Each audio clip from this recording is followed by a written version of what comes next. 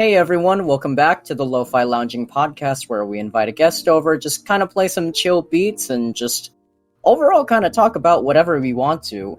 So today's guest, we actually have someone from Germany, someone who I've been following for quite some time actually, she is a fellow photographer who's also into cosplay stuff, and I just found that a lot of her photos were really unique and stuff that I still have no idea how to do, maybe in the future, but I just think what she does is really cool, and we're about the same age and come from very similar LGBTQ backgrounds, so I thought I'd invite her today. So I have Julia, or Neko's camera. Would you like to say hello and introduce yourself? Hi there, thank you so much for having me. You're making me blush, saying you like my photo so much. I'm Julia, I'm from Germany, I'm 23 years old. Please excuse my very heavy German accent. It's totally fine. I haven't talked English in years since school. But yeah, here I am. I'm very happy to be here and to have a little chat about photography and cosplay and being LGBTQ and yeah, pretty much everything, I guess. How much English do they, teach when you were growing up? Oh, it really depends. I got in a private school, in a very young age, so I got taught when I was 6 years old. I started, and I've always been very interested in English and languages in general. So I picked up quite fast, I guess, and that's why I'm kind of fluent. But if you're only getting your experience from school, you won't be able to talk that much. It's pretty bad, actually.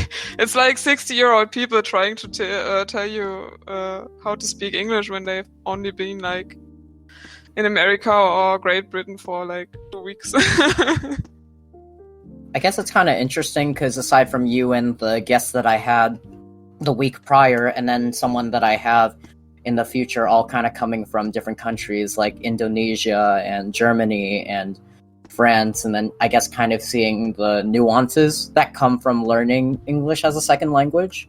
So that's why I'm I totally don't mind the accent at all. In fact, I think I want to get into languages as a major sometime in the future. So I'm kind of always interested in learning different languages and kind of learning the speech patterns that certain people do depending on the schooling and what they did. So, I mean, we're not judging here. I mean, I certainly am not judging because I'm really just a walking joke 24 hours of the day, so I mean it do be like that sometimes. Oh man, in any case, yeah, in any case, so how is, because we're still, I don't know, the world's still in a very weird place right now, but how has COVID-19 kind of been affecting you specifically, and how do you say the name of your where you live? It's Halle. Halle? It's like Halle, like Halle. Yeah, and it's been pretty fine for me. I have to say I work in public service. So I had to work through Corona. I didn't have this whole quarantine thing going on. I haven't been locked inside. I was always able to go out and work and have some social contacts there. So it hasn't been that hard for me, aside from not being able to go shopping or meeting up with many friends or going to parties, things like that. But aside from that, it's been pretty, usual for me. But I do know many of my friends have different experiences. Yeah, I guess it's weird. Stay inside.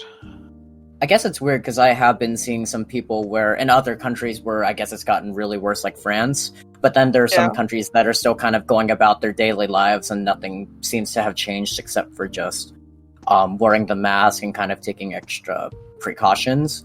So then what do you, for public service, how much physical contact do you kind of get, or how much exposure do you get to other people?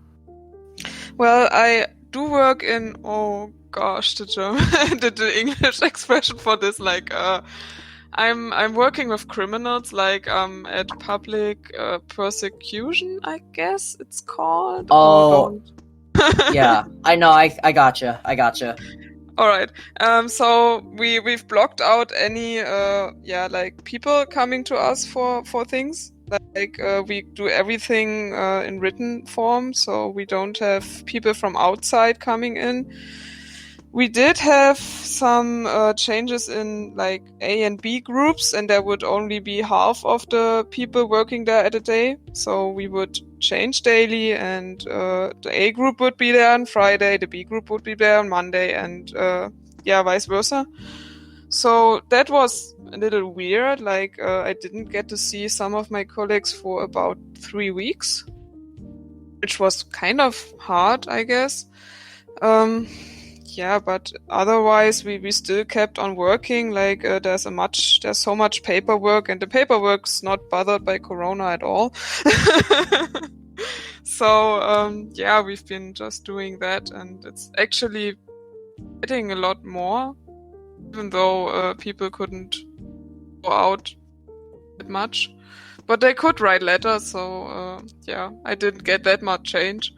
I'd even have to put in a lot of hours to get things done. Like,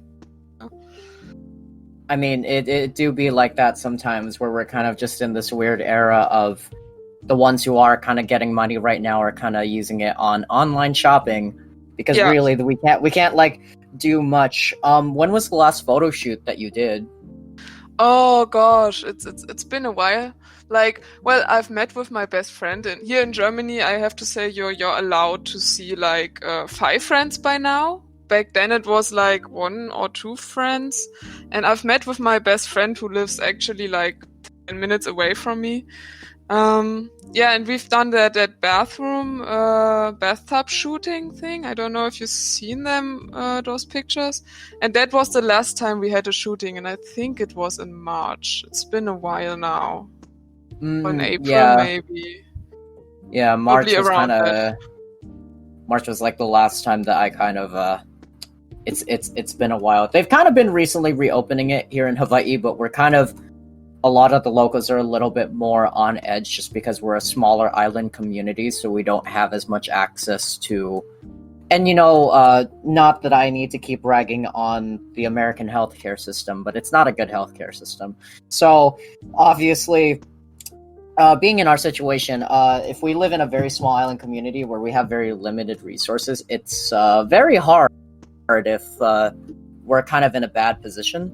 But thankfully, it's been kind of decreasing. So there has been word to photographers that we're kind of allowed to shoot, but we have to really maintain still the whole, like, 6 feet, 6 feet away, like, wear a mask. So everyone is, I think it really hit everyone hard, for the grad students who usually they'll do for us, or at least here in Hawaii, it's a big thing where a lot of them get our graduations are a little bit different than what I've seen in the mainland and a few other countries, where we basically do this whole thing where it's a whole ceremony outside at like a stadium or et cetera, and then we do this whole lei giving ceremony where we give all the different leis, the flower leis, and all that, and everyone kind of has these banners or posters with pictures of themselves, like their senior picture photo shoot. So a lot of the photographers who usually do that were kind of suffering, but then now they kind of recently reopened it back up, so we're kind of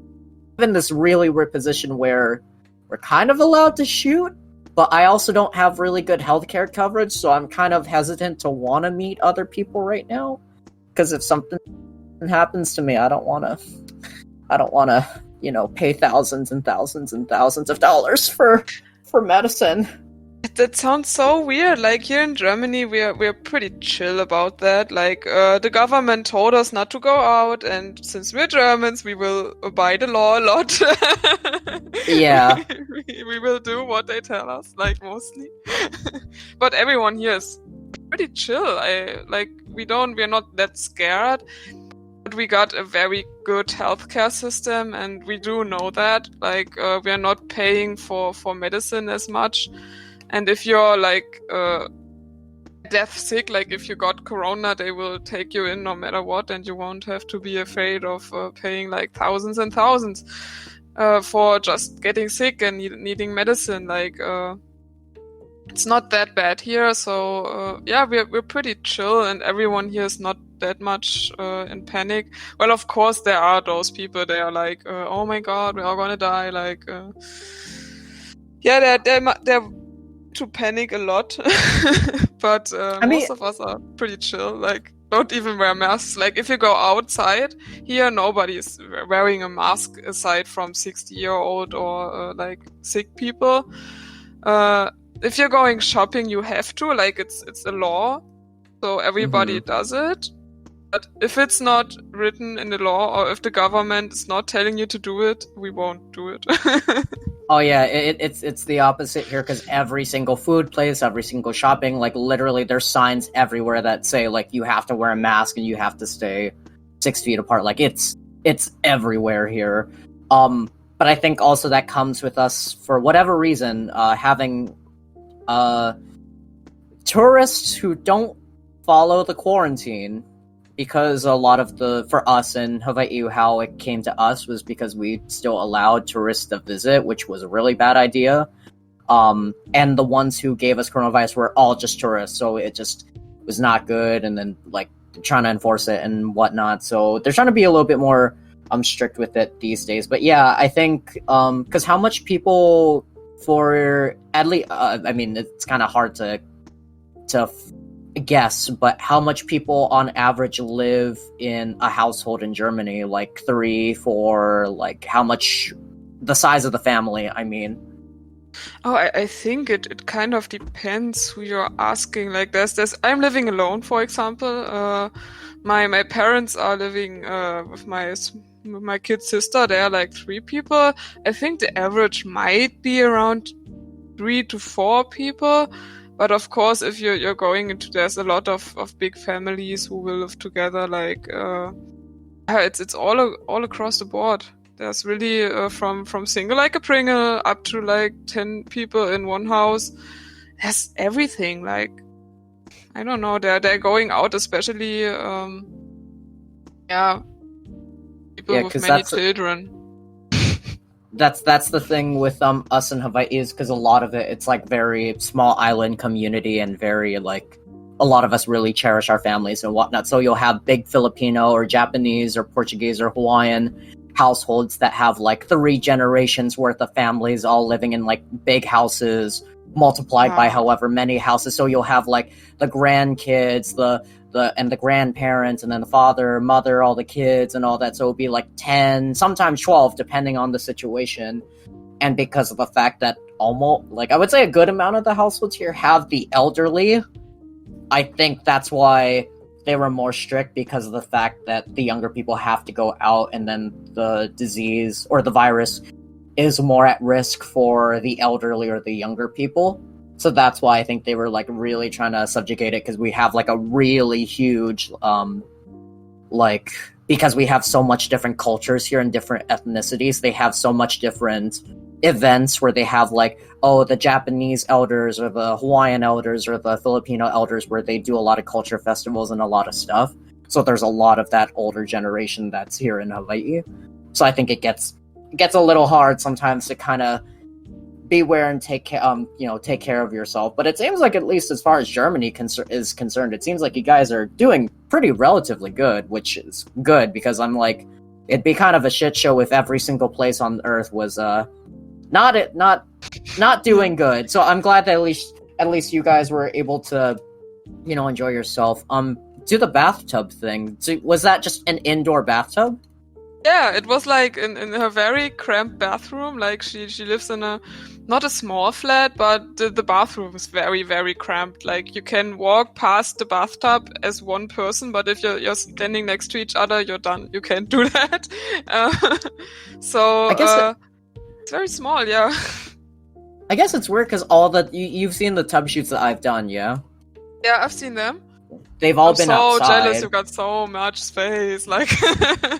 They've all been outside. Like it's like a separate tub that's like it's not connected to.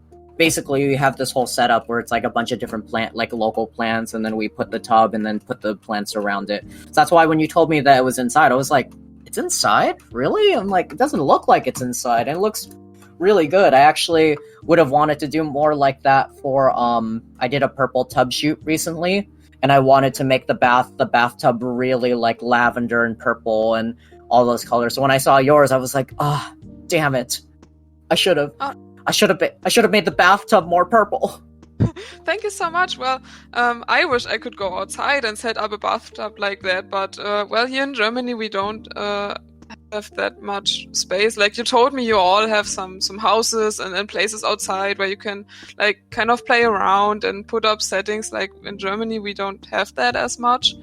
If you're living like in an urban place like I do, I live in a 4-story building. Like I've got a pretty big flat for a single, I'd say, but I would have in no way room to set up something like that. So we are kind of bound to shoot inside and work with what we have, obviously. So yeah, it's just a big shooting like lamp I got there. The setup is very easy. I got a softbox. It's a permanent light, and I can shift it around. And so I put this softbox in the one space, and I stood on the edge of the bathtub, and it was all very cramped and like very, very small. But it kind of worked out with that lamp, and yeah, I was actually pretty surprised myself how well these turned out. I didn't expect that. See, the situation you had with your tub is similar to what I did with the blacklight shoot in the tub, where I didn't have a floodlight. I just had like a wall, the ones that like illuminate the poster, blacklight, whatever.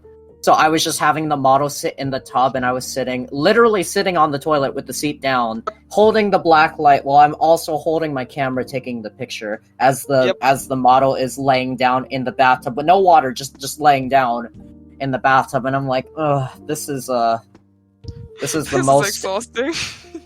It's exhausting, but it was also the most DIY setup that I've ever done, where I'm just like, yeah, if someone came in, I don't know how to explain this. This doesn't look right. The pictures are okay, but this does not look right. So, I mean, I finally got an actual UV light. But I mean, it's kind of funny that you mentioned that you're kind of limited to those areas, because literally I think there's like 2 or 3 different people that do the bathtub shoots on Maui, which is the island that I live on specifically. But some of them are just like, yeah, like you just have to let me know. Like we'll totally get the tub in our truck. We can go all the way up to the forest up country, and then we'll put the water, we'll put up the flower. Like they literally are just like, yeah, so we're literally like, yeah, if you wanna take the tub to the beach, or if you wanna take it to the forest up country, or if you wanna take it to the flower field, like we'll just set it up there, put the water inside, and like we'll do an outside shoot, use natural light, and do our thing. So that's why I was like, when you told me that you did, because from the picture, I wouldn't think that it was the one that you did, that it was inside, because it looks like it was pretty well lit. So that's why I was like, if you came here, like you would have the time of your life shooting tub shoots. I would. Like I'm so jelly. I want to come over. I mean, well, we'll try trade places one day, because I do want to do a lot more tech wear and streetwear urban stuff, and I'm sure you want to shoot more at like beaches and nature. Yeah, that would be so cool. We'll do a live swap at some point. We'll discuss it, because although I should probably learn some German, because I know not of the language and the diction, so we'll probably like discuss it later on. In regards to, aside from the tub photography, and I mentioned this at the beginning, that you do a lot of, like, not all of it, but like a good amount of cosplay photography. How did you get into that? Yeah, so, well, it's kind of a long story. I started cosplaying myself when I was like 13 or 14-ish. And I'm still a cosplayer till today. Like, the photo you're probably gonna put up there is wearing a wig, obviously. So I do still love cosplaying myself till today. Yeah, and I got a small group back then. We had a small cosplay group, actually. We were very proud of that. And yeah, someone had to take the pictures. And I got an old camera from my dad, and he was like, yeah, try it out, have fun. And I actually did, and I took some photos and learned that I really liked it, and I had so much fun. And I started editing that with GIMP. It was very rudimental. Later on, I got Photoshop, and yeah, that's how I got to photography. Then there was a phase where I didn't like cosplaying as much anymore because I felt very uncomfortable in my body and generally with myself. So that was the point where I really tapped into photography and leveled up a lot. With my editing and everything like that. Like I got into YouTube for hours watching tutorials on how to do skin retouching and light and things like that. And yeah, that's when I really started photography as a serious hobby. And until today, I really like cosplay photography since it's very creative. You can do so much. The outfits are always special and bright and colorful and so cool. Like you can do so many different things with them. Like if you're doing like street photography, I guess, or like fashion photography, you're somewhat limited, I think, to like you can't shoot with like fake blood or things like that. Like cosplay photography is so different in so many ways. Like you can shoot in so many different spaces with so many different props. You can have a very dark and moody and like sad or really crooked vibe, but you can also do like a happy clappy flower shooting in the bathtub. Yeah, I mean, yeah, I really love about it. I think that's why I was kind of drawn to it, because it's one of those niche genres that doesn't follow the norm. It really can draw inspiration from just about anything, regardless of whether it's storybook literature or anime, manga, video games, comic books, that sort of thing. Like there's literally inspiration that can be drawn out of it from anywhere. I think the reason I got into it was just because there were just so much visualizations going on in my head that I felt like general photography would not satisfy. And in my personal life, I was already kind of a nerd, so it kind of fell into place, I would say, where this kind of was. You have to be a huge nerd. Yeah, but I think that also helps with posing too, because I feel that there are times where people will wonder why specifically cosplay photography comes out as good as it does. And I think it comes from both the model and the photographer really being into that specific show. Because there have been times where I have shot cosplay of people who I don't maybe necessarily know the show, I just thought that they looked cool. And then there were other times where I would see cosplay and I know exactly who the character is. I have played the game, or I have watched the show. I know exactly how to frame this character. I know how to pose them. I know the poses from the media that they're from. I know exactly the location that I would put that. And it's one of those projects that really shows if you're really into said project or said anime character or said video game character. Because sometimes that's a little hard, because people will just be like, oh, like, what's the difference between, like, if you just take a picture of, like, someone in a Superman or Deadpool cosplay versus someone who cosplays in, like, a video game or an anime that you absolutely love. So that's why, especially for me, like, I love the Nier Automata series. So, especially seeing your photos, I was like, I instantly knew that's how 2B is. That perfectly represents how I see 2B. I would love to see more A2, but apparently the people don't do A2 for whatever reason. But you know, one day we'll do A2. Hopefully a badass cosplayer will do A2, or maybe I'll reach out to my my lesbian friends, because maybe they'll. I know they like a skin tight. Maybe they'll skin tight bodysuit. I know some of them do. Well, I'll reach out to them. What do you feel like is the inspiration that you draw from, as far as, because there's some that you do like Nier and League of Legends that I saw that you put a lot of time and effort in. Where do you feel in the world of art your inspiration draws from that you use for photography? Well, that's kind of all across the board. Like, it's funny how you say I hit very close with the vibe of the whole 2B thing. Like, that makes me very happy because I've never played the game actually. Yeah, I've only seen artworks of 2B, and where my friend I worked with, Pinku Panda, the model in there is like one of my favorite models, and I really love to work with her. She's like one of the most talented people and then cosplayers I know, so everything she touches is like gold, and it's always such a blast to shoot with her. So I do get a little inspiration from the models myself. Like, if the model tells me, I got this new cosplay, I'd love to shoot it, like it's this and that aesthetic and this and that show, and I will go and watch some pictures of the show or maybe some scenes to get a feeling for the character. So maybe it's the model herself giving me inspiration, but also if I'm like in a huge fandom like League of Legends. I've played League of Legends for like years before I went to I think it would be college in America, like studying for my job. And I do still love the whole franchise that builds around it.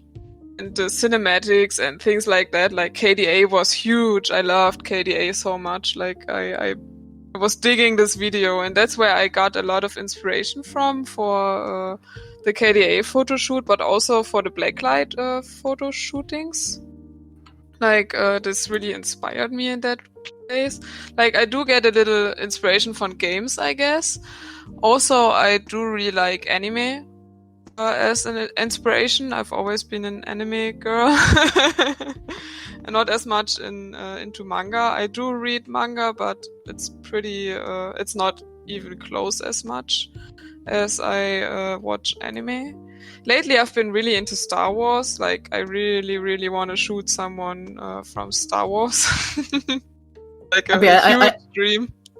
I think you could do a pretty good Ahsoka Tano photo. If anyone wants to cosplay as Ahsoka Tano in Germany, I'm pretty sure you would do a really good photo shoot of them, because I want to see more Ahsoka Tano. I'd be so into that. In the franchise, I don't watch as much Star Wars as I do these days, but I just remember watching the animated series or the 3D series and looking at Ahsoka Tano, and I'm like, that's a badass bitch. I like her. Yes, I loved her so much. Like, I was just like, I want to see more of this character, man. Sorry, go on. She's actually getting her own show. Like, they announced it. Is she? Oh, okay. I didn't hear about that. Okay. Well, I guess maybe I'll get back into the series for that. We'll see. Oh man. So then, in general, so not including manga, it's just more or less just all over the board is where you find your inspiration. Yeah. Sometimes it's like I go to a place and I see it, I'm like, yeah, I want to shoot here. This is perfect. Like in Magdeburg, the place where I work, there's a huge alleyway of cherry blossom trees. And they're so damn pretty. And I walked through it and I said, I'm a shoot here. This is exactly where I'm going to do a shooting. Like, sometimes it's places as well. It's really all across the board. I'm just getting inspiration from like everything. I think one of the things I love to do is just to explore. Sometimes that's just where I find my inspiration, just from if there's a day where I'm really or not bored, but I'm just having an artist block where I kind of don't know what to do. Sometimes I'll just go and walk or go on a hike or go adventure, check out a new place that I haven't seen, because I do so much work in all different genres that literally there's bound to be inspiration for one thing or another. So I think one of the things I wanted to ask is, do you find, I guess as far as your process, do you start with the model or the brand first, or do you start with the concept in mind first, or do you start with the location? I usually start with the model, since a lot of people come to me and ask me to shoot them. The model is the first thing being there, if you get what I mean. Like, yeah, they're like, oh, I want to do this, I want to do that, and maybe if you want to, we could shoot that. And then I'm gonna start getting my inspiration ready. I usually get those questions like months before they actually finish their cosplay. So I got a lot of time to get into that anime or whatever they're cosplaying from, and prepare and think about what location would fit and what I would visualize with that. So I do really like to have some time for preparation, just so I can muse about what I want to do with it and how I visualize it. It's usually how I do it. So the model is there first and everything after that comes second. But there are some exceptions, like you said, Ahsoka Tano, like Star Wars and fandoms I'm really into, that I would have as directly. Like if a model, I'd see a girl cosplaying from there and I'd be like, yeah, you come with me, I got some ideas, we're gonna do this. Like then the inspiration went first, but that's not that often. Usually it's the model that comes in first, and I will do some research and get inspiration then. Yeah, usually there's like a weird hierarchy to how I do it, where usually I'll start with the concept first. So usually I'll have an idea for either just some sort of fantasy idea in my head. So recently I had an idea to kind of do a forest witch all dressed in black look. So I had to find the location and I had to find the model that was perfect for it. And then if I don't have the concept in mind, then usually I'll kind of then go down to the models. And then usually each model has a very different aesthetic. So some are more witchy, some are more witchy, some are more cosplay, some are more flower girl, boho, some are more like goth, some are more like vintage, that sort of thing. So that kind of helps me decide what location and whatnot. And then if all else fails, usually that's when I'll start to go exploring, and then I'll just find new locations that I haven't used, or maybe revisiting old places and looking at it either at a new time of day or a new angle that maybe I didn't do before, and then kind of get an idea from that. Except for when brands reach me out, that's like a whole other thing. But it's kind of weird, just the whole process of doing a photo shoot, and kind of like for me it's been 5 years, the whole process of kind of reaching out to these models, or having the models reach out to me, and then having all these planning steps and everything like that. Like, has it been weird for you? Yeah, it has, like, you're gaining experience. Like, in the beginning, I would just be like, yeah, fine, we'll shoot, and do no preparations or planning at all. And then I'd be very pissed because everything was not going the way I wanted it to go, like, because I didn't plan anything. Yeah. So I gained experience, and it's gotten very weird how much effort a shoot can take, like, if it's properly set up and properly planned. There will be like a mood board where you got some inspirational or reference photos. There will be a location you've picked out carefully. You're thinking about the time of the day and the light that will go into it, and maybe a whole setup. Maybe you need some props. You'll have to talk about the poses with the model, and like there's so much planning going into that. And when I started, I would never have thought that I'm actually going to put that much effort in like one shooting someday. But it's really like kind of essential. Like, really need to do it in order to get nice results. Like, that's why I don't really like convention photography. Because it's very spontaneous and you can't pick anything really, and there's people and the light's probably not good, and that's why I don't like that kind of shootings at all. I think whenever I go to the conventions, I'm mostly there for networking. So usually I have my business cards and everything ready to go. And of course, I'll probably take pictures of like 50 to 100 cosplayers, and I don't have time to like do 50 different shoots outside and like plan it. So that's when I'll kind of just do quick convention photography and then hand them my card. And then if they're a serious cosplayer, that's when we'll kind of do an actual photo shoot. But I totally get it. Convention lighting really sucks. Like it just sucks.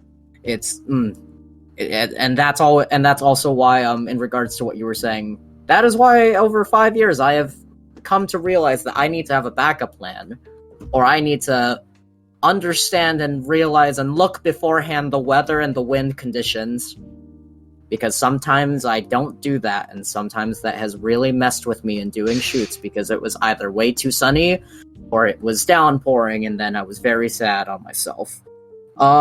Do you feel that because we're both about the same age, and we both come from the LGBTQ spectrum, and what do you identify as far as your sexuality? Well, I do identify as a woman. Like, I'm not non-binary or anything like that, but Mm-hmm. I do identify as a homosexual. Like, I'm Mm, really into mm. girls. But I guess I could, like, romantically fall in love with a dude as well, but we'd never be physical. Like, Okay, so you're the opposite of me. So I am really into guys. I absolutely, really physically and everything love guys. But I could probably romantically date and get into a girl. I just don't know if I'd be able to physically get into it. I could definitely romantically be attached to someone who's girl and non-binary, but I just love guys way too much. Just yeah. just guys. But of course, in your case, it's girls. Yeah. Do you feel that that has an influence in what you decide to shoot, or the type of people that you draw inspiration from? Whether you see like more female models or more photographers who shoot more female stuff, or seeing media in like TV shows, like for example, like how the recent season of She-Ra, spoilers for people who don't want to hear this, but apparently the ending had a really heavy lesbian romance that Yes. that was speculated for a long time, but finally it came true, and I did watch the Yes. ending, and it was beautiful. Do you feel that a lot of that comes into what you create, like not just photography but in general, like when you see lesbian representation on TV or in online, that sort of thing? Yeah, I watched the spoilers here as well. I watched She-Ra season 5 with my bestie. She's also a lesbian, and we were sitting on the couch, literally holding hands and screaming at the last episode. Like, we were so Did you so happy. did you know that Katra was purring in the last so after everything happened, Katra was purring? She was. Oh my god, Yeah, it's she so so cute. when everything is like good, and it's just before Bo and Glimmer like meet up with them, and then they're like nose to nose, and then they're like, oh, he's gone, and then Katra says good riddance. Oh, she does So purr. yeah, so she was purring. Like if you listen to it with earphones, she was purring during that moment when they get together. So just thought I'd let you know. Oh my god, that's so cute. But I guess that's also the same way because I watch a lot of Steven Universe. So anything truly with I mean, I'm sure you've heard of Steven Universe. I'm sure I have heard of it. I've not watched it yet, but I did get a lot about it. I imagine if you like She-Ra, you will like Steven Universe because there's characters in there that I think represent a lot of different ethnicities. Like there's a non-binary character in there. Like I think you will really appreciate it. I would recommend watching Steven Universe. But it's just such a weird. It's such, I guess, a nice feeling of seeing characters like I'm sure also too like Adventure Time. Like I'm sure if you watched the ending of Adventure Time with again spoilers, Princess Bubblegum and Marceline, and the kiss, that just a lot of kisses, really just a lot of lesbian kisses, which I feel like are great. I think we need more of it. I think we need more of that representation. But what do you feel about just LGBTQ creators and how not only does it inspire you, but how much more you would want to see of it, or have you seen like a resurgence of it? I'd love to see more of it. Like there's like we are all like the LGBTQ people are so underrepresented actually. Well, at least in German media. We lately had a show called Queen of Drags, which was pretty much a German dupe of RuPaul's Drag Race. Yeah, I know it. Yeah, I've heard of it while I was watching RuPaul's Drag Race. I know what you're talking about. And well, I'm not a fan of Heidi Klum. I really enjoyed watching that show because it brought some some spotlight on those fierce drag queens here in Germany. Most people probably didn't know existed, and I think we are still so under represented in the media, and I'd hope and I'd wish for so much more representation, showing so many LGBTQ people, like not only lesbian and gay guys, but also like non-binary drag queens. Like there's so many different facets of that, and I'd love to see more of it. And I think it's very important to see more of that because, well, I don't identify with the basic straight couple shown to me on TV like every day.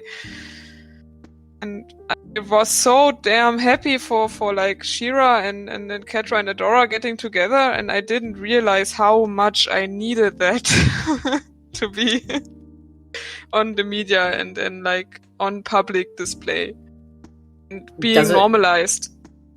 Does it also affect if you...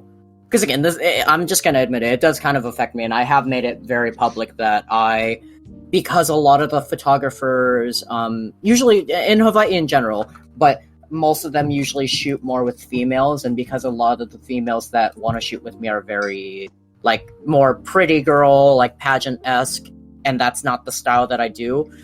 Basically, because of my sexuality and how I identify as and what I like to see in media, what I do now is, because most photographers just take pretty girls in bikinis, what I do is I shoot more with the guys, because not a lot of the photographers shoot with the guys, and I shoot more of them in a physical, sexy light, while the girls that I work with are the ones that they don't work with, that are more the alternative, like the more streetwear, the goth, the urban, the kind of being badass and sexy without being the traditional pretty girl portrait style. And that's because, again, because how I identify as or maybe I just really like guys. How do you kind of feel yourself in that same light? Yeah, where it's kind you of like the more same. girls? Yeah, I really do notice that I don't really know how to shoot guys. Like, if a guy was to come up to me and say like, let's take some photos together, and yeah, I was taking photos with one of my best friends. I don't know, the blacklight shooting with Konstantin. He's one of my closest friends.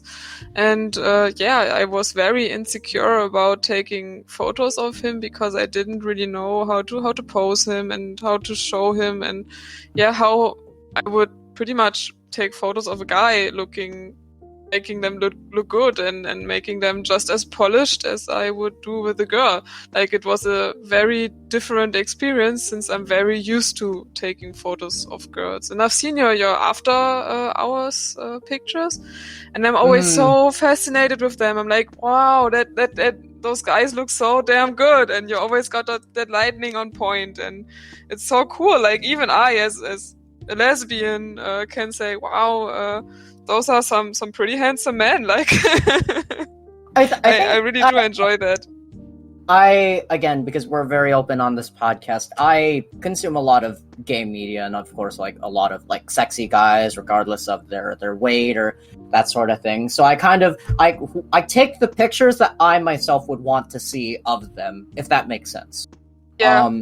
So I'm sure it must be. So that's why sometimes when I take sexy pictures of girls, I kind of get the idea, but I'm also like not fiercely in love with them. So it's more just in the sense of like I can always get an idea. I'm like, yes, bitch, you better work, etc., etc.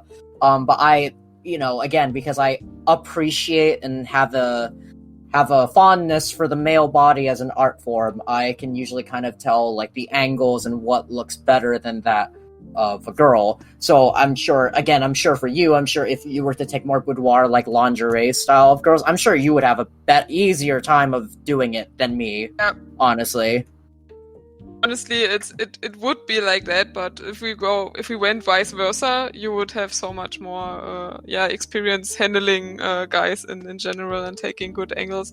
Yeah, I guess it's coming a lot from me being gay. Yeah.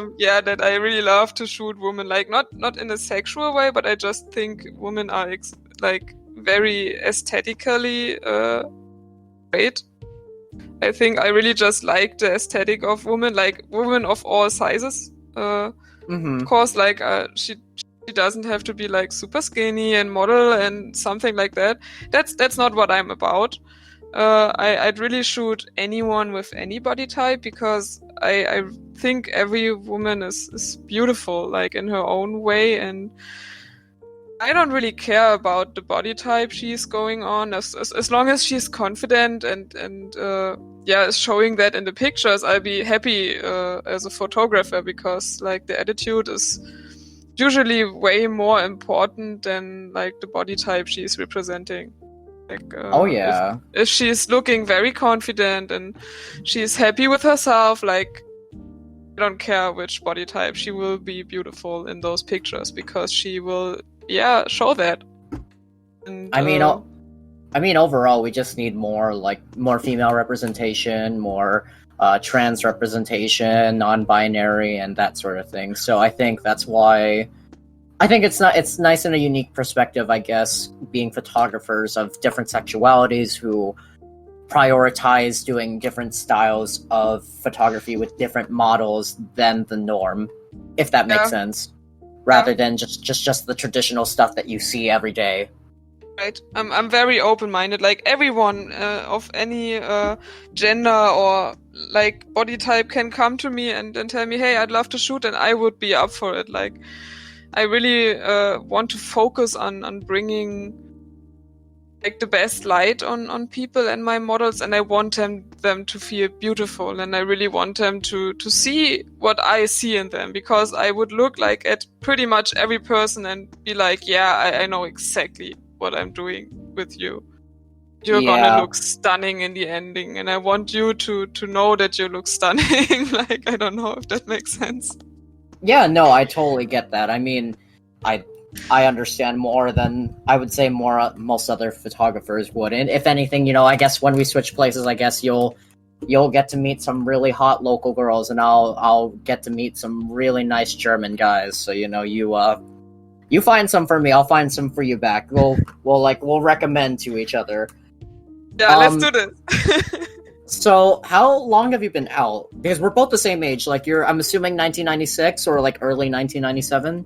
Yeah, 1997, January. Okay.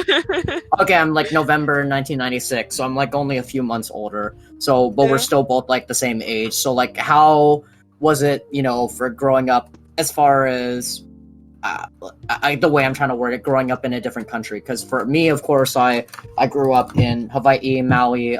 Even though we're in this whole thing where we're trying to get more independence as our own nation, despite all the tourism stuff, I grew up in a very westernized, Americanized place that, despite that, had a lot of cultures blended in Hawaii. How has it been for you in Germany growing up and kind of going through, the same age and seeing all the different changes, same as me? Yeah, well, I didn't know I was gay, but, well, I didn't realize I was gay that early. I only realized it like when I was about 20 years old, 19 or 20 years old. Wait, I had a boyfriend earlier. Like, I always thought I was like heteronormative, or I tried to be at least for a very long time. I always loved to look at women and at girls, but I'd always thought of it like as something aesthetically pleasing. Like, it's just, you see a beautiful woman on TV, they're like, yeah, she's looking very pretty, and I didn't realize that was gay me talking to me. Yeah. So I had a boyfriend, but I wasn't really happy with that. I would usually say stuff like, "Oh, I'm just really jealous of this guy." And I wasn't jealous. I was not jealous at all. I was really not jealous. I wanted something more. And then I realized later on that someone told me, because now, of course, I've been out for years, that someone told me, like, oh, if you're kind of checking out this guy, but you're also kind of jealous of him, you're kind of just you have an admiration for him. I'm like, yeah, that's how it is now, where it's like I'm checking him out. Like, I really, like, excuse my language, but it's one of those situations where you're like, fuck him, but also I, like, kind of want to fuck him, that sort of thing, where it's like you don't, where it's like, so I'm assuming in your case it's the opposite with just her instead, so I'm just like, I'm sure you can relate.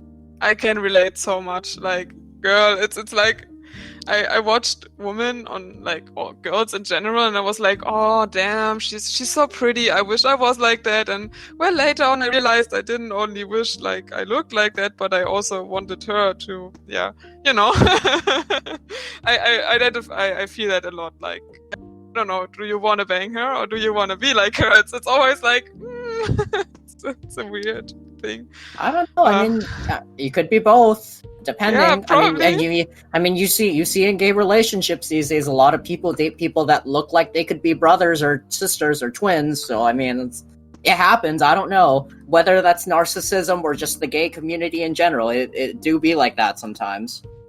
Right. Like, I get what you're saying there. Like, me and my ex-girl, we would at some point like style very, very similar. Like, I don't even know why, because usually she wasn't my style in clothing and things like that, but I kind of wanted to get my style ready like her. Like, we would both wear tight-fitting clothing, or like the same pants. We would often even change clothing since we had the same size, like in pants and things like that. But coming back to the original topic, I realized pretty late that I'm a queer person. But I had a lot of queer people around me already, so it was kind of not that bad. Like, I never had to fear for my friends not liking me anymore, like, because all of my friends already were LGBTQ. So I didn't have any problems at all coming out, because I knew they would accept me, since, they were LGBTQ as well. So that was a big, for me to come out. It was very, I was scared of. Yeah, it was, with my friends, it was a very, very easy thing.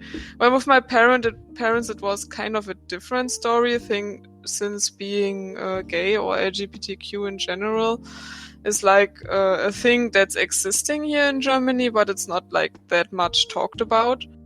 Like, you're not, as a parent, you're not necessarily proud of your gay kid. Like, you're just accepting it and not talk about it that much, I guess. And I was kind of scared to come out at first, but I did eventually when I got together with my ex-girl. And I wanted everyone to know that I love her and that she loves me. And so I came out, and my parents were actually very accepting of that. My mom was kind of weirded out, I guess.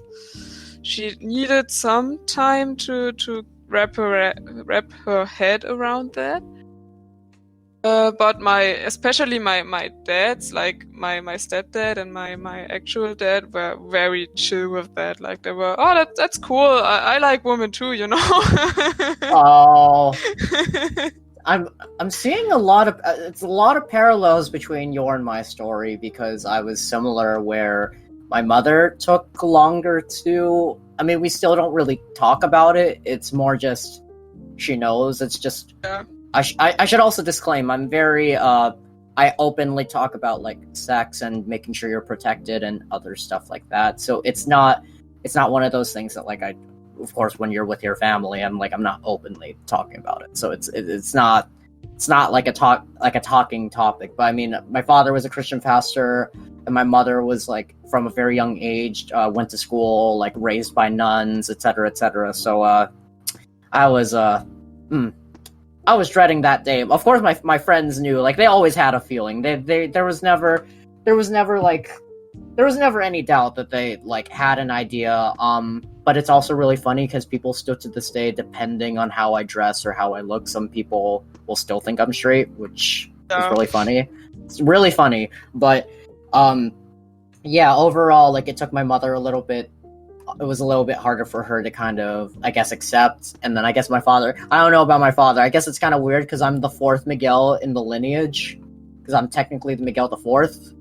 But then my friends make fun of the joke now, where it's like they said this whole thing where they're like, oh, well, all good things come to an end, I guess. And I was like, yeah, it'd be kind of weird if I adopted or I did a surrogate and I named them Miguel. Like, it'd be kind of, I don't know. be kind of weird. So I guess all my hopes are on my brother. I guess we'll see if he wants to name his kid after his father and his brother. We'll see what happens. But yeah, I totally. Oh, it was a weird time. Weird time. It was. But, it definitely was. But aside from just LGBT stuff, like did you have like I mean, you don't need to go into full details, but like how was your childhood or growing up? Like was it relatively like chill, like, you know, growing up in Germany? Like what was like I guess as far as like looking at it from like, you know, an Americanized, westernized perspective, like how was it for you kind of growing up in Germany? Well, I guess it's pretty similar to like America, or I don't know. Well, my parents were kind of strict, so they were always would always be very eager on me putting a lot of effort into school and getting good grades. So yeah, I was always working pretty hard to learn for tests and things like that. Like there was a lot of pressure to get good grades and be good at school, but that was only like my whole household. Like when I was 14, I got a little sister. My mom got pregnant again, and she would be very she'd have to take care of a small child again. So I was expected to do a lot of housework and being kind of grown up. I don't know if that makes sense. So I had a great childhood and everything was very, very nice, but I also learned rules very fast, and I was also a very like obedient child. Like I wouldn't do any bad things. Like I never got in trouble bad, or I'd never have to brought home by the police or things like that. Like I'd always be very very tame. I never drank alcohol until I was like 20 much. It's legal here in Germany at 16, I think. So there were a lot of my friends already like going to parties and drinking and things like that, and I never really did. Because I was a very tame child, I worked as a waitress since I was like 15 years old. So yeah, I was kind of always a working person. Like I worked hard in school, and later I worked hard as a waitress, and now I work hard in the public service and in my photos. So yeah, it was a good time growing up. But I also was bound to a lot of rules and behaving myself in general. I was bound to a lot of rules too, but I guess we really differ because I was always I always call myself the black sheep of the family because I always was a little bit more closer to my friends than my actual family, and I would always break rules. I would always sneak out. I wasn't ever taken home by the police, but I was more or less like a mischievous miscreant, more or less always like in some way, shape, or form. So the juxtaposition or like the contrast was always I don't want to call myself smart. Let's consider it more, because my actual younger brother's a lot more smarter than me. I would just say I can pick up on subjects and schooling really easily. So yeah. I didn't really need to study. It was more of just an afterthought, and more just I was always really tired at school, but even if I didn't really study, I could do pretty good that I was in honors classes. But because of my strict upbringing, because of that, I was always more, well, I want to do all this stuff. Like, why aren't I allowed to do all this stuff? Like, I should be able to kind of realize and, you know, figure out for myself what I should and shouldn't do. So, I can't imagine myself, like, living, I guess, really obediently. I don't know. I'm too much of a wild child and too much of a rebel to ever think that I could, I guess, raise my own kid in that sort of sense. Because I'm a very, like, free person. I don't know if you would raise your kid as obediently as your parents did with you, but I would raise my kid very opposite, I guess, to how my parents did. where I would give them more freedom and more opportunity to decide what they feel is wrong. Obviously, unless you're doing crystal meth, because I don't want anyone to do crystal meth. But other than that, like, you know, giving them free reign to decide what it is that they want to do. Do you feel like you would do that for your kid, or? Well, I don't know. I have to say I don't want kids. Like, yeah, I guess for every cats, game. I guess no for every. kids. See, I want dogs, but no kids. It's yeah. We keep contrasting. We keep contrasting here, but I understand. Like, I guess all millennials and younger generation. I guess we're not really kid wanting. We're not really kid wanting types, huh? I guess. Like, I got so many friends telling me the same.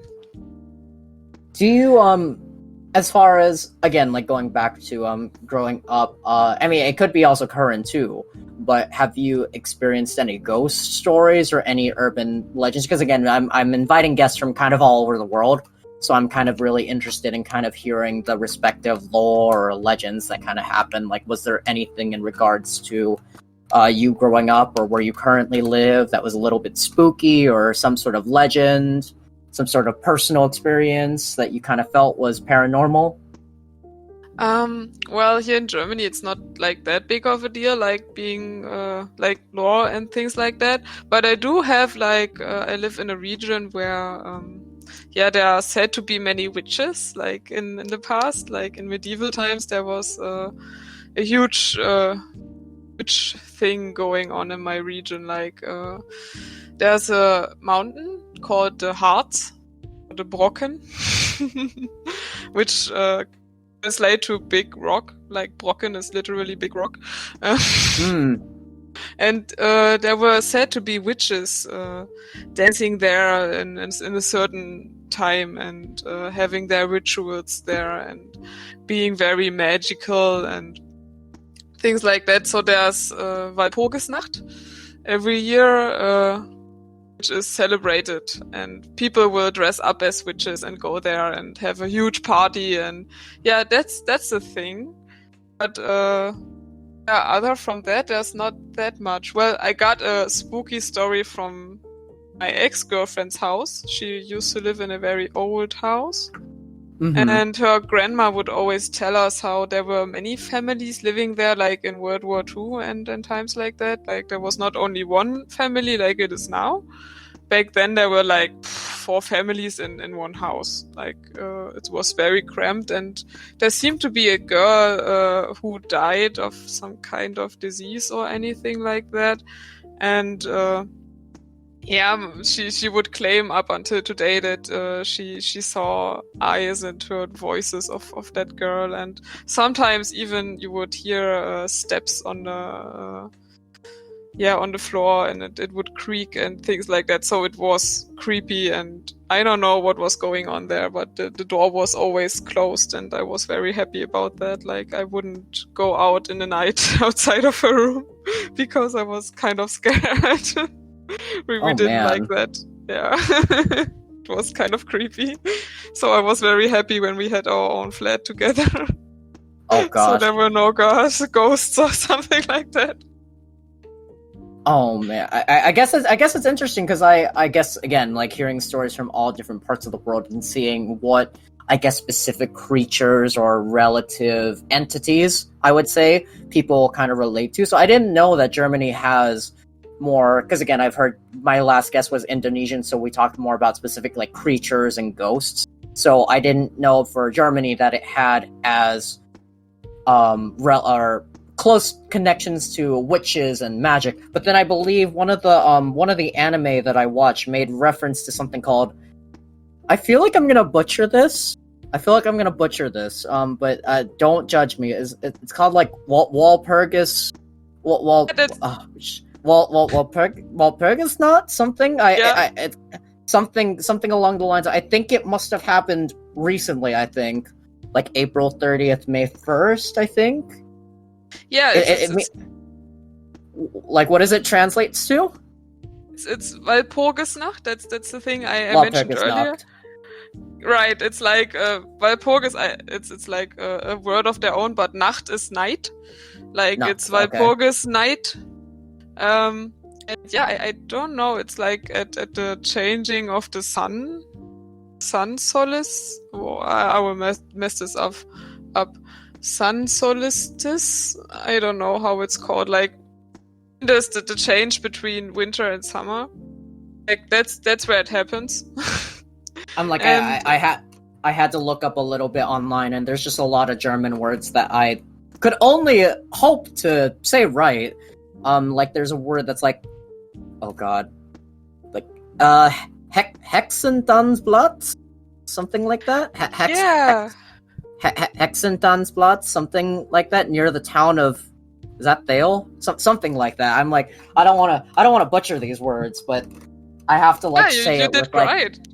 I have to say it with like a thicker accent is what I realize whenever I try to speak Russian or German. It's like I have to kind of look at the pronunciation, but it's kind of interesting seeing that you guys have that connection to witches. Do you? And this is a weird thing to ask, but you know, because I know people have made jokes about like, oh, lesbians and witches. A lot of lesbians are like goth witches and blah blah blah. Like, do you feel any closeness to witches being a lesbian? Well, I myself do not, but my best friend actually is a witch, or at least she says so. And yeah, so I'm very close to a witch. Oh, And it's quite literally. yeah, quite literally. And she does like tarot readings and things like that. And until now, she was pretty accurate, actually. So, yeah, I can definitely confirm that. I got another friend who also is into witchy stuff, and she's lesbian as well. So, I guess it's like lesbians being together with other women doing magic might be a thing. Maybe Well, witches hey, were lesbians back then. well, I think also too, like at least as far as what I've seen in American history, a lot of people who were gay or LGBTQ, you know, guys with guys or women with women were seen as witches and warlocks because they were doing something that was against the norm. So I don't know if that's maybe how it started, because I knew that people were like, oh yeah, these two women or three women that like all had a thing for each other, all meeting in the woods, dancing, like, oh, they must be witches, that sort of thing. So I don't know if it has its roots in that, but that's just my theory, I guess. But or I don't know. I mean, if any of your witch friends would like to, I guess for you, summon a succubus, and then I guess in my case, summon an incubus, let them know. Because I'm very lonely at night. Right, I would have asked my bestie for that. She would do Long, it. I don't know, it's long. like probably dark magic. I don't know if she wants to tap into that. I don't know. I guess it's kind of weird. But for you yourself, like you have never experienced anything kind of bizarre or paranormal. It's mostly just words from others. Nah, me myself not like, but I'm a very rational person. Like I'm also an atheist. Like I don't believe in God or anything like that. So maybe it's just me being like very, I don't know, like rational. Like if I don't see it, it probably doesn't exist. I guess if we ever get a Scooby-Doo gang together, I guess you'll be our Velma. Yeah, something like that. I'd always try and find like some rational and real explanation for it. Something like that. I'd be that person, like questioning everything and trying to find the physical reason for it. It's weird because I am very rational, but at the same time, I also try to think, what if? So I'm agnostic, so I kind of don't care either way. But more just in general, usually whenever I kind of quote unquote go ghost hunting, I never go with malicious intent, but kind of there's a lot of things that happen in my life that I'm kind of just, I don't know how to explain this to any rational person what I just experienced. I know what I experienced, but how do I tell these other people what I just experienced? So I think it's always nice to listen to what it is that people go through in their respective countries, if they're ones that kind of have a more deeper, rich history with the paranormal, or if they've become more rational and kind of like it's not something that's really gonna affect them. But of course, I mean, you never know. Maybe I'll show up at your door wearing a really nice witch outfit. So I mean, you know, maybe I just might make a believer out of you with your friends. You know, you never know. we'll see. I'd be up for that. I guess it just depends. I'll get my tarot cards ready, and we'll do something. We'll try and see if it comes true. As far as, of course, like we're still going through.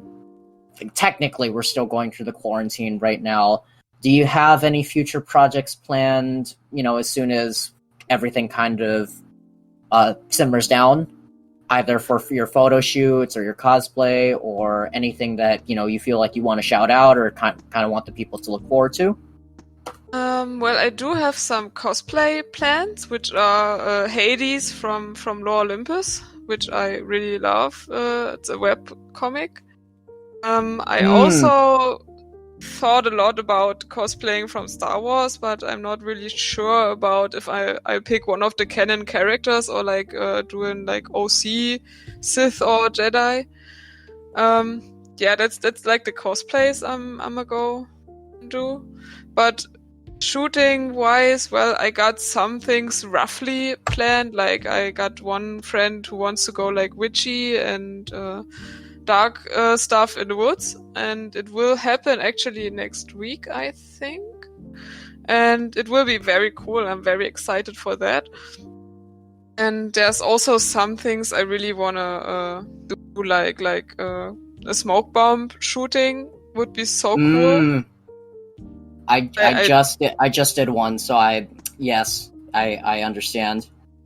Just love that effect so much, and I'd love to try it out, but in Germany it's kind of hard because if anyone notices the smoke and gets the wrong idea and thinks anything is burning, they will call like the firefighters and you will probably have to pay for it. So well what we do here is we either call the police or the fire department, but I usually call the police department and I let them know ahead of time.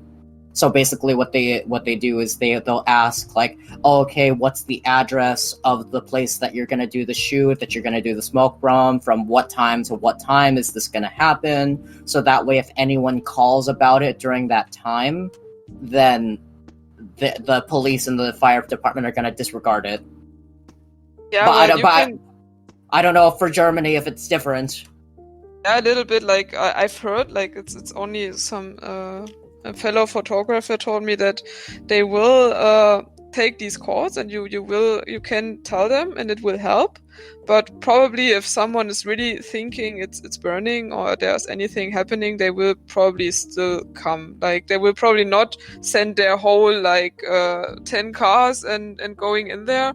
But there will probably one car going and checking it out, and maybe you will still have to pay for that. I don't know, like it's a little risky, I guess. So I've had a lot of respect for that.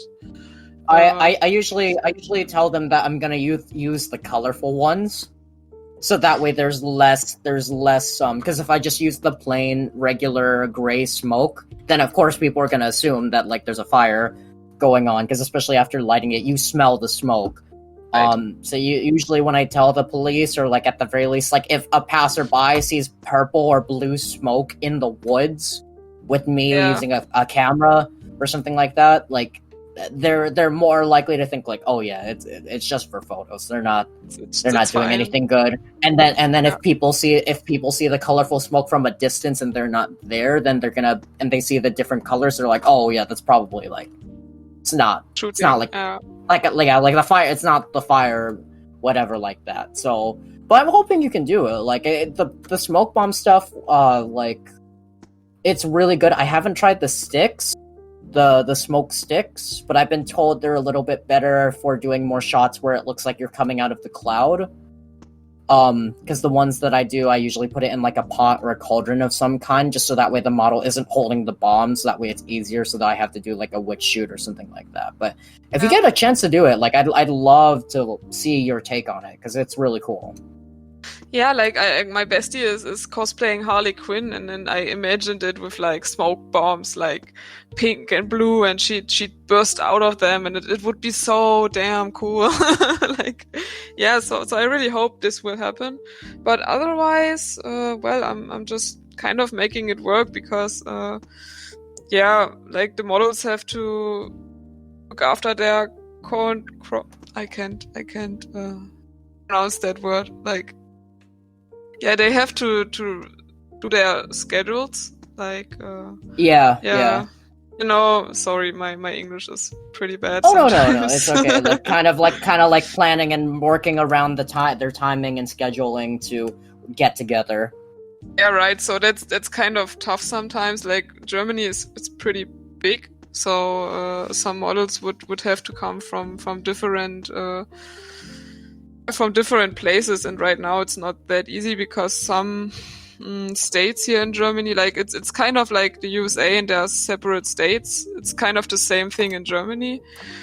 So between those states, it can be hard to travel right now because of Corona. So we'll have to wait until this is done, and then we can maybe plan things. Do most of your models live in the other states? Yeah, it's pretty common. Like there's a lot of them who live like at least 1 or 2 hours away from me in another state. There are some in my state, but well, since I'm full-time working, it's hard to find a place where we both have time all the time. I guess you'll just have to hashtag Halle models or something like that and just go looking, I guess. I guess, like, it's an Instagram story then. Well, because what I do is usually when I travel to other places, other states or countries, I'll be like, oh, hashtag Oregon models or hashtag German models or hashtag Indonesian models or something like that, depending on where I go. And then it makes it a little bit easier for me to find people if I don't want to like have to ask around and that sort of thing. But I don't know if for Germany they have they have hashtags where it's like each individual state, like they do for us in Hawaii, where we have the hashtag for the different islands. So it's like Maui models, Oahu models, Big Island models, or Kauai models, that sort of thing. I've never tried. I don't know. Like, I'm not traveling that much, so it's usually via Instagram or due to conventions. Like you said, it's a huge network thing for us photographers here in Germany. That's where we get a lot of our cosplay models from. Like, we see them at a convention and we're like, oh, hey, you want to work together and things like that. And it's kind of like very random where they come from. You can be lucky and they're like in the same state as you or just in the state beneath that. But they can be like from the other end of Germany, and so you will have to do a lot of planning. So I'm not traveling that much, so these hashtags would not make that much sense for me, I guess, because I only travel if I really know the time and the date and what we're going to do. Gotcha. Yeah. That makes sense. So I would like to travel more, but like it's a huge time and money thing. Traveling around, so I really want to be sure that there's going to be a shooting and everything will be planned out and there will be great results. Like, you can find me on Neko's camera on Instagram. It's like really easy. That's the only thing I'm at. Oh, gotcha. Yeah, it's just Instagram pretty much. Gotcha. No worries. Well, I'm hoping that we see more from you again. Like, I really find a lot of what you do and your art really creative. So, and of course, we always need more LGBTQ creators. So again, I'm hoping we see more of you coming soon. So again, I'm hoping the world can see more of the photography that you do, and it's really creative. I want more people to notice it and appreciate it. In any case, again, thanks for coming out and talking with me, and thanks again for everyone for listening. So we'll see you guys later on the next episode. Bye, everyone. Bye. Thank you so much for having me. Bye. Thank you. Bye.